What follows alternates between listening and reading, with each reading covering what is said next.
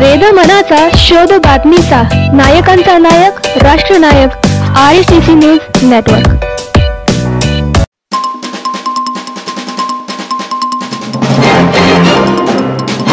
नमस्कार, RSTC news मध्ये आपले स्वागत आहे।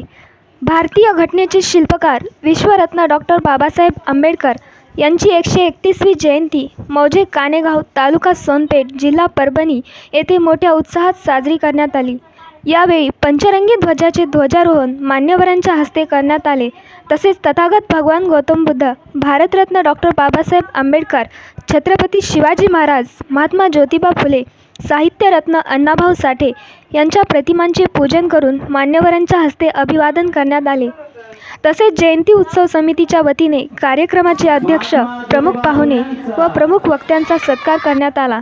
सदर कार्यक्रमास ज्येष्ठ विचारवंत प्रभाकरराव सिरसाट, सरपंच शेषराव मोकाशे, काँग्रेस नेते आबासाहेब मोकाशे, काँग्रेस सेवा दलाचे रावसाहेब मोकाशे, काँग्रेस नेते नासेरखा पठाण, ग्रामसेवक राहुल सरवदे, तलाठी सचिन तांदळे, पोलीस पाटील गजानन काळे, उपसरपंच माणिक कोरडे, राष्ट्रवादी काँग्रेसचे संघटक रामेश्वर मोकाशे, लाल सेनेचे रामेश्वर मोरे, वंचित बहुजन आघाडीचे सुनील प्रधान, भारतीय बौद्ध महासभेचे तानाजी आचार्य, पत्रकार मुकुंद ताटे, अरविंद प्रधाने, संपादक वैजनाथ गायकवाड आदी मान्यवर उपस्थित होते। यावेळी RSTC न्यूज चॅनलचे मुख्य संपादक वैजनाथ गायकवाड म्हणाले की कानेगाव खडका हे गाव अतिशय दुर्गम भागात असून या गावाला अद्यापही व्यवस्थित रस्त्याची सोय नसल्यामुळे या भागातील नागरिकांना अनेक गैरसोयींचा सामना करावा लागत असून कार्यकर्त्यांनी व गावकऱ्यांनी राजकारण्याची हुजेगिरी न करता सरळ राष्ट्रपती महोदय यांच्याकडे रोडच्या समस्यांबाबत तक्रार करावी। तसेच भारतीय संविधान धोक्यात असून संविधानाचे रक्षण करण्याची जबाबदारी या देशातील 85% बहुजनांची आहे। पाहूया। विश्वरत्न डॉक्टर बाबासाहेब आंबेडकर, दैतेचे राजा छत्रपती शिवराय, माता जिजाऊ रमाई भीमाई या महामानवांना त्रिवार वंदन। तसेच उपस्थित सन्माननीय विचारपीठ, सर्व बंधू उपासक आणि उपासिका, या ठिकाणी वेळ खूप झालेला आहे, त्यामुळे वेळेचं भान ठेवून मी जास्त न बोलता थोडक्यात आठवतो। मित्रांनो, या कानेगावच्या जयंतीला येत असताना आम्ही परळीहून आलो आणि परळीहून येत असताना नळकोटा मार्गे आलो। येत असताना आम्ही जो रस्ता पाहिला, इंग्रजांच्या काळापासून ते आतापर्यंत हा रस्ता झालाय का नाही हा पत्रकार म्हणून मला पडलेला प्रश्न आहे। कारण हेही आमच्या आयुष्याशी जगण्या मरण्याशी संबंधित असलेले प्रश्न आहेत। आतापर्यंत हे येत असताना मला असा प्रश्न पडला की इतके दिवस इकडे कुठला पत्रकार भिरकला की नाही, त्याला हे रोड आणि रस्ते दिसले की नाही, एवढ्याने मोठी मोठी दगड आहे, खडी आहे, वाहनाची टायर फुटायची अवस्था आहे आणि आमच्या राज्यकर्त्यांना, कार्यकर्त्यांना, पत्रकारांना स्वातंत्र्याच्या 75 वर्षानंतर ही रस्ते कसे दिसले असतील हा प्रश्न मला पडला। एखाद्या सर्वसामान्य माणसाला दवाखान्यात न्यायचं असेल, अर्जंट न्यायचं असेल, इमर्जन्सी न्यायचं असेल, त्या बिचाऱ्याचे हाल अपेक्षा काय होत असेल। म्हणून आजचे दिन कहा आहे, आजचे दिवस कुठे आहे, आमचे पंतप्रधान म्हणतात आजचे दिवस आहे। म्हणून हे रस्त्यावर येत असताना आम्हाला पडलेला हा प्रश्न आहे आणि कार्यकर्त्याला माझी विनंती आहे की बाबांनो, नुसते गटातटाची पद घेऊन उपयोग नाहीये। तुम्हाला रस्ता करायचा असेल 1 महिन्यात रस्ता होतो। तुम्हाला कोणा राजकारणी लोकांच्या दारात जायची गरज नाहीये, त्यांचे डोळे उचलायची गरज नाही, त्यांची हुजरेगिरी करायची गरज नाही। का करायची गरज नाही? सरळ राष्ट्रपतीला पत्र लिहा। आता राष्ट्रपतीचे, मुख्यमंत्र्याचे, पंतप्रधानाचे पत्ते कोण्या व्यक्तीला द्या म्हणायची गरज नाही। एवढी मोठी क्रांती इंटरनेट, मोबाईल, गुगल या टेक्नॉलॉजीने केली। म्हणून माझ्या भाषेत सांगायचं झालं, पत्रकारितेच्या भाषेत सांगायचं झालं तर कोणाच्या माईला मावशी म्हणायची गरज नाहीये, ते आम्ही करू शकतो। तुम्ही सरळ या रोडसाठी, रस्त्यासाठी तुमच्याकडे इंटरनेटवर राष्ट्रपतीचे ईमेल मिळतील, तुम्हाला त्याचा पूर्ण ऍड्रेस मिळेल। या इंग्रजाच्या काळापासून हा रस्ता झाला नाहीये, आमच्या जगण्या मरण्याशी संबंधित असलेला हा प्रश्न आहे। आम्ही या विषयावरती बोललं पाहिजे, तिसरा डोळा असला पाहिजे। लोक बोलत नाहीये, अन्यायाची परिसीमा आमच्या खालून चालली, तरी लोक मुके गप बसले. मित्र, हुकुमशाही चोर पावलांनी येत आहे. खरं आहे की नाही? तोंडाला मास्क लावायचे, एकमेकाच्या जवळ जाऊन बोलायचं नाही. हे काल बघितलंय आपण, अंगावर शहरे येतात. कोरोनाच्या काळात काय काय झालंय बघितलंय आपण, है ना? मग चोर पावलाने हिटलरशाही हुकुमशाही येत आहे आणि त्याला रोखायचं असेल तर आम्हाला भारतीय संविधानाचं रक्षण करणं काळाची गरज आहे. भारतीय संविधानच या सगळ्या प्रश्नाचे सोल्युशन आणि उत्तर आहे. म्हणून पुन्हा पुन्हा भारतीय संविधान अभ्यासावं लागेल. म्हणून कार्यकर्त्यांना विनंती आहे आमची, एकदा संविधानाकडे वळा, काळाची गरज आहे. मित्रो, बाबासाहेब नाहीये, परंतु बाबासाहेबांचं संविधान आणि बाबासाहेब आंबेडकर, बी आर आंबेडकर या जातीवादी व्यवस्थेला आजही चरा पळतात. आमचा प्रश्न आहे का अशी काय खुट्टी मारली आमच्या बापांनी? आजही या देशातला जातीवाद संपत नाही.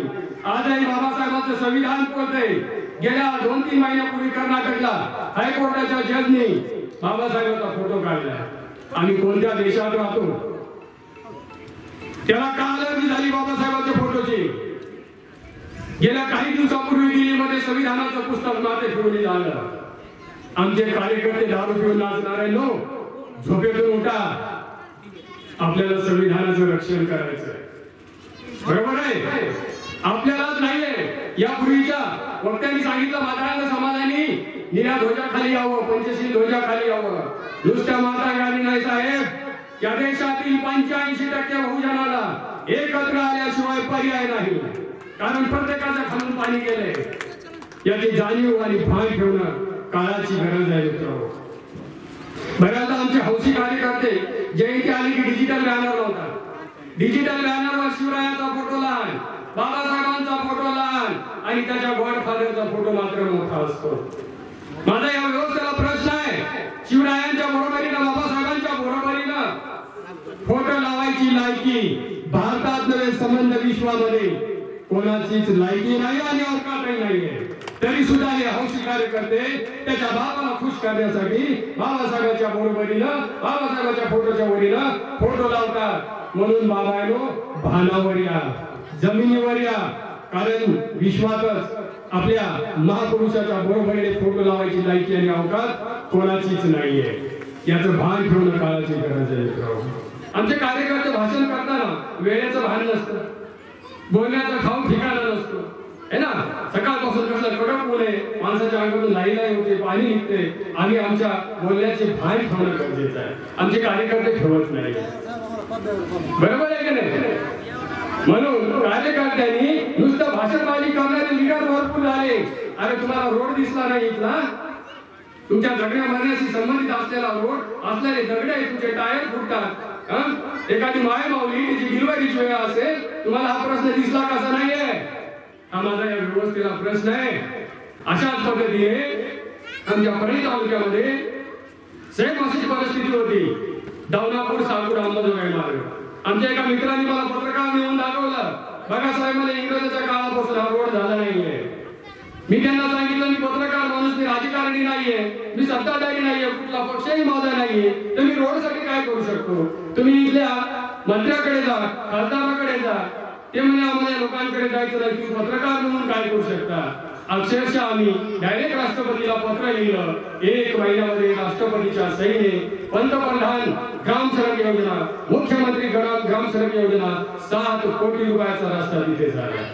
म्हणून तुम्ही रस्ते करू शकताय, राजकारणाच्या दारात न जाता. गुगलमध्ये पत्र शोधाय. मित्रांनो, अॅट्रॉसिटीचं कलम बाबासाहेबांनी आम्हाला दिलेलं एक हुकमी हत्यार आहे. बरोबर आहे? आणि हे हुकमी हत्यार रद्द करण्यासाठी सुद्धा काही पिलावळं रस्त्यावर उतरली होती. अॅट्रॉसिटी रद्द करा. आम्ही येत असताना आम्ही इथे पहिल्यांदा आलो, आम्हाला कुठला चेहरा ओळखीचा नाहीये. ज्यांनी आम्हाला इथे पाठवले ते सुद्धा कार्यकर्ते इथे आले नाहीये. कोणाची त्याच्यामुळे स्वारी मी सगळ्याला क्षमा मागतो की तुमची नावं मला माहिती नसल्यामुळे मी सन्माननीय विचारपीठा इथे उल्लेख केला गेला. परंतु आम्ही या दगडाच्या ह्याच्यामध्ये शोधत करेक्ट ठिकाणावर आलो. आम्हाला हे निळं वादळ बघायचं होतं, या ठिकाणचं निळं वादळ पाहायचं होतं. आणि मग तुमच्या गळ्यातली हे निळं वादळ बघून आम्हाला स्फूर्ती आली, प्रेरणा आली. बोलण्यासारखं भरपूर काही आहे, नंतर कधीही बोलवा, वेळ झालेला आहे. कार्यकर्त्यासारखं न करता वेळेचं भान ठेवून मी या ठिकाणी आपल्या सर्वांना जयंतीच्या कोटी कोटी शुभेच्छा देऊन थांबतो. क्रांतिकारी जय भीम, नमो बुद्धाय. सदर कार्यक्रमास गावातील बहुसंख्य नागरिक, महिला, विद्यार्थी मोठ्या संख्येने उपस्थित होते. सदर कार्यक्रम यशस्वी करण्यासाठी जयंती उत्सव समितीचे मुख्य प्रवर्तक भैयासाहेब साळवे, अध्यक्ष रामदास खरात, उपाध्यक्ष दिनेश साळवे, सचिव धम्मचक्र घनगाव, लखन साळवे, सिद्धार्थ हरबडे, अमोल साळवे यांच्यासह जयंती उत्सव समितीच्या पदाधिकाऱ्यांनी परिश्रम घेतले. RSTC news network, Sonpeth.